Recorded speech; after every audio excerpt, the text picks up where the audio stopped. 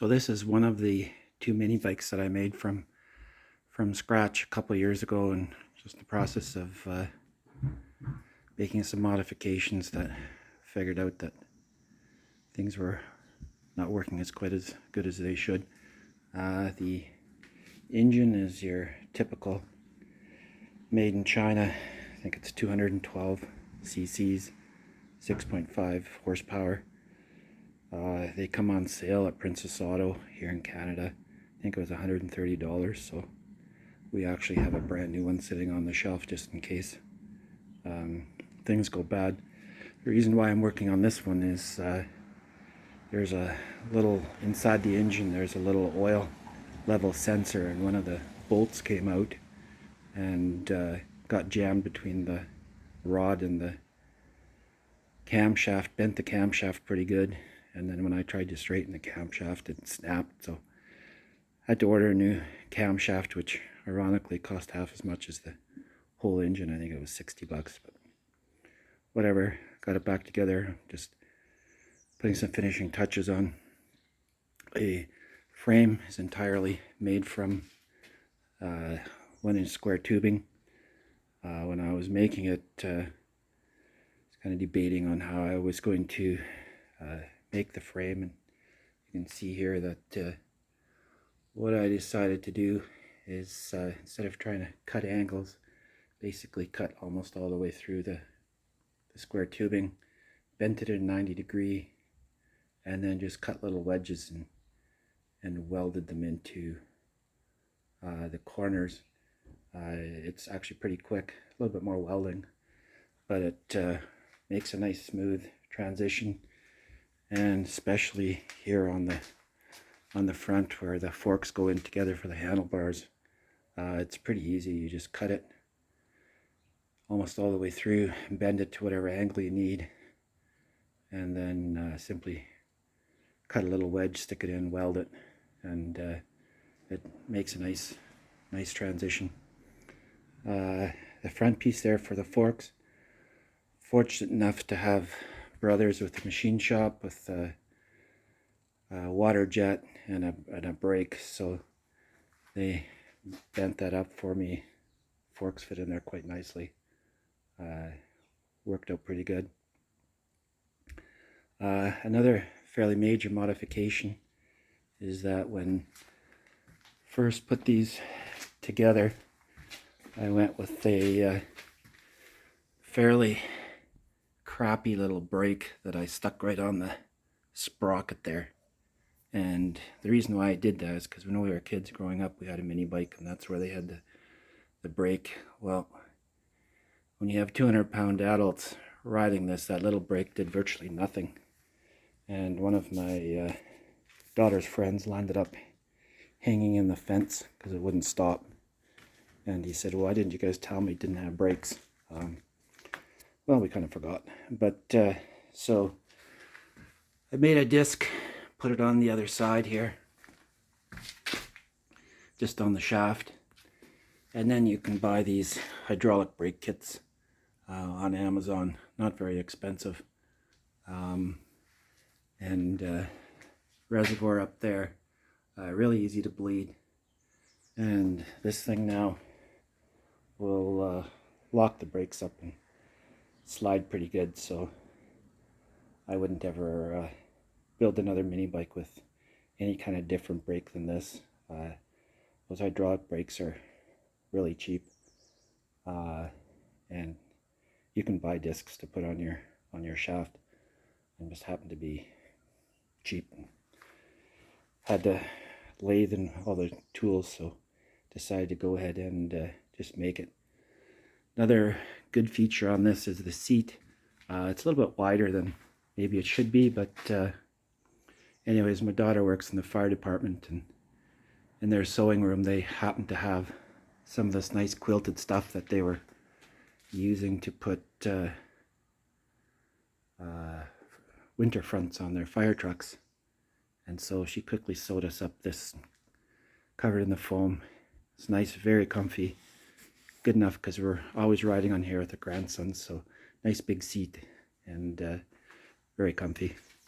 One of the other things that that happened is you'll notice that the bearing is below the frame. It actually makes this thing pretty high, but considering that we're all 200-pound adults riding it, it actually makes it pretty comfy. If kids were to ride it, you'd have to take that bearing and put it on top of the frame and move the forks up.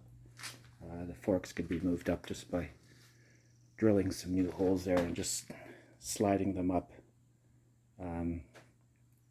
which could be easy enough to do if you had to. Sort of the last, well, yeah, the fenders are just $25 plastic fenders off of Amazon. They actually work really well. One of the other things that we noticed for the first year of driving this is I just had a little centrifugal clutch on the front, just a $20 one off of Amazon, and it had about a 10-tooth sprocket and then a 60-tooth on the back, which gave us good speed. Out on the road we were probably doing 55 kilometers an hour, which is about 30 some miles an hour. But we don't drive these on the road.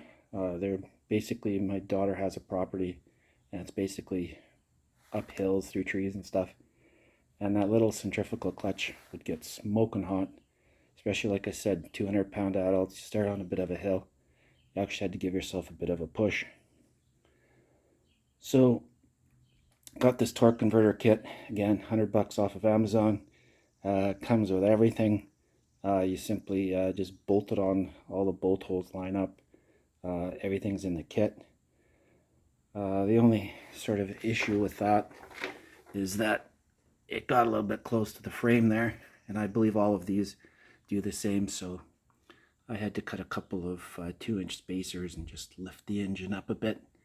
And it's a good thing I made it tall enough in the frame there, because the gas tank is pretty much right up underneath the frame. But that torque converter makes it like a completely different mini bike.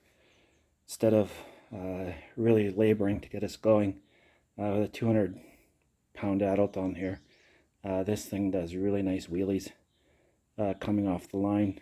And then of course, once the torque converter kicks in, you still get pretty good speed. So that, again, I wouldn't make a mini bike without that again, or any kind of little motorized device.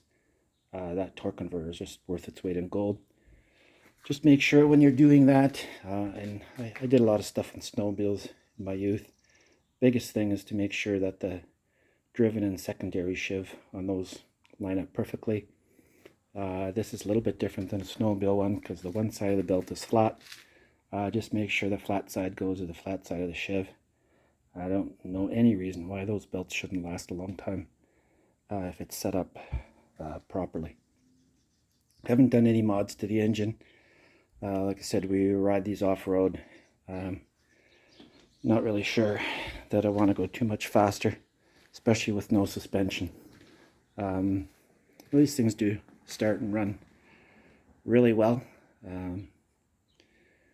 One other thing is that in my steering there, the bush bearing in there, instead of using a bearing, I used some white Teflon material, top and bottom, so that gives you a really nice thrust surface that's never going to wear out. That stuff is pretty cheap. You can actually buy it in sheets like this, and then just use a hole saw, cut it out and fit it. I also use that here on my chain tensioner. It makes a nice wear surface, and I've got a whole sheet of it here in case that wears out. Just cut another piece, stick it in there. That works really well, especially for fairly low speed applications like this. The other nice thing about having the torque converter on there is that it really shortened the chain. When you have a long chain and you're putting a fair amount of torque on it, if there's any kind of slap at all, that's when it jumps off. So this is nice and snug here. You don't want to go any tighter than that. And so far with the torque converter on there, because the chain is so much shorter, we haven't had any trouble with the chain flying off like we did before. One of the other things that I wish I had done differently, that's a number 30 chain. If I was to do this again, I'm not going to modify this because the sprocket is welded on there, but I should have went with a number 40 chain. Again, with large adults driving this, puts a fair amount of tension on that chain. But I believe now that it doesn't have to labor so hard with the gearing. The chain is probably gonna last longer. All of the welding on here was done with a TIG welder. So I was just learning how to do TIG here, but I think it turned out pretty good. I always think that if you're a good welder, you shouldn't have to grind it off and hide any of your welds. So that turned out okay. Front foot peg, just a side to come across there. The frame, that sometimes gets you in trouble if you're coming around the corner really sharp. Back wheel slides out a little bit. That thing digs in the ground. The next thing you know, you're laying on the ground and everyone's laughing at you. But at this point in time, I mean, that was cheap. And so was the second peg there, so I don't know. It didn't hurt that much that it's worth changing. Anyway, so this is, like I said, totally hand-built from scratch. Didn't have any diagrams, just basically set the engine on the floor, made the frame wide enough to fit the engine, started putting pieces in there. Handlebars, Amazon, not very expensive. Same with the throttle there. These throttle assemblies, they work well. The only issue is that some of them are made of metal, and this one's plastic, so the plastic ones do not work quite as well, but it's really hard to tell when you're ordering them whether they're plastic or metal. So the metal ones clearly are going to stand up longer, but they're cheap, so Amazon delivers within a couple days, so pretty easy to get another one if you have to. So anyways, there you go. I made 2 of those. When we were kids, we had one, 3 brothers driving it, and there was the odd fisticuff when you're supposed to be taking turns. So, well, 2 grandsons, 2 mini bikes. Should eliminate that. Of course, the adults drive it more than the kids do. Anyways, here it is. Hope you enjoyed it. Bye.